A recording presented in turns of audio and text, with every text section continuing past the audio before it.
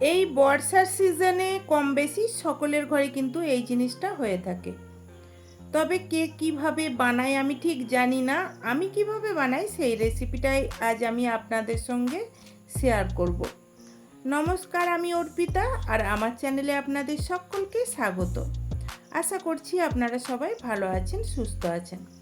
আসুন তাহলে দেখে নেওয়া যাক আমার আজকের এই রেসিপি। এই রেসিপিটা বানানোর জন্য আমি একটা মাঝারি সাইজের তালের পাল্প নিয়ে নিয়েছি।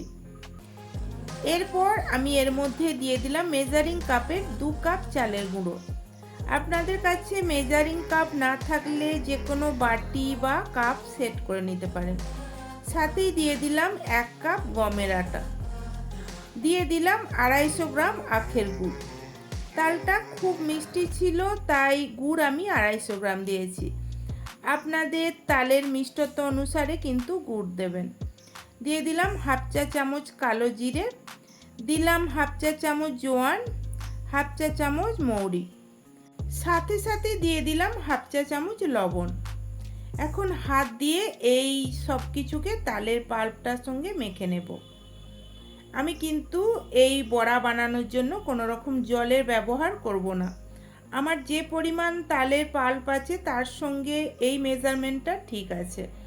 আপনারা যদি চালের গুঁড়ো কিংবা আটা বেশি দেন তাহলে কিন্তু একটু জল ব্যবহার করবেন।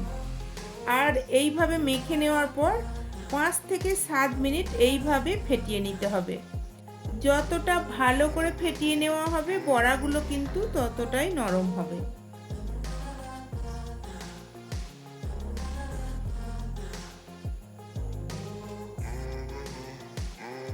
বন্ধুরা, আমি তো এইভাবে তালের বড়া বানিয়ে থাকি। আপনারা কে কেমনভাবে তালের বড়া বানান আমাকে কমেন্টে একটু জানাবেন। দেখুন আমার এটা ফেটিয়ে নেওয়া হয়ে গেছে আর এইভাবে একটু দেখে নিতে হবে বড়াটা ঠিকঠাক দেওয়া যাচ্ছে কিনা।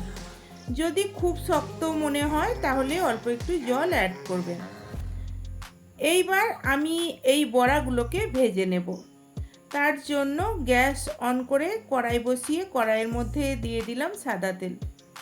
আপনারা চাইলে সর্ষের তেলেও কিন্তু ভেজে নিতে পারেন। তেলটা প্রথমে খুব ভালো করে গরম করে নিতে হবে। তারপর গ্যাসের ফ্লেমটাকে লো করে দিয়ে একটা বড়া আমি তেলের মধ্যে দিয়ে দিলাম। দেখুন বড়াটা ভেসে গেছে, অর্থাৎ তেল আমার ঠিকঠাক হয়ে গেছে। এইবার কিছু বড়া আমি তেলের মধ্যে দিয়ে দেব। আর বন্ধুরা, আপনারা কিভাবে বানান আমাকে অবশ্যই জানাবেন। আর আমার রেসিপিটা কেমন লাগলো সেটাও অবশ্যই আমাকে কমেন্টে জানাবেন। যদি আমার এই রেসিপিটা আপনাদের ভালো লাগে লাইক করে বন্ধুবান্ধব আত্মীয় পরিজনদের মধ্যে শেয়ার করে দেবেন। আর আমার চ্যানেলটা যদি সাবস্ক্রাইব করা না থাকে তাহলে প্লিজ সাবস্ক্রাইব করে দিয়ে পাশে থাকা বেল নোটিফিকেশান অল করে রাখবেন, যাতে আমি ভিডিও আপলোড করার সাথে সাথে নোটিফিকেশান আপনাদের কাছে পৌঁছে যায়। সব কটা বড়াকে দিয়ে দেওয়ার পর এটাকে এইভাবে একটু হালকা হাতে নেড়ে দিতে হবে, যাতে কড়াইয়ের নিচে বড়াগুলো লেগে না যায়। আর এইভাবে কিন্তু কন্টিনিউ নাড়াচাড়া করে এগুলোকে ভেজে নিতে হবে, তাহলে বড়াগুলো সব দিক থেকে সমানভাবে ভাজা হয়ে যাবে। ফেসবুক থেকে যদি রেসিপিটা আপনারা দেখে থাকেন তাহলে চ্যানেলটাকে ফলো করে রাখার অনুরোধ রইল। দেখুন আমার একটা ব্যাচের বড়া ভাজা হয়ে গেছে, বড়াগুলো কি সুন্দর কালার এসে গেছে। এগুলোকে তেল থেকে তুলে নিলাম। এইভাবে আমি বাকি বড়াগুলোকেও ভেজে নেব।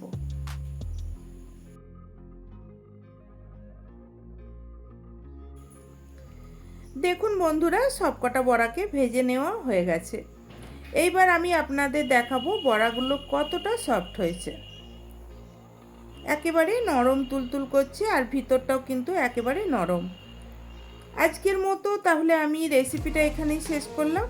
আপনারা সবাই ভালো থাকবেন, সুস্থ থাকবেন। ধন্যবাদ।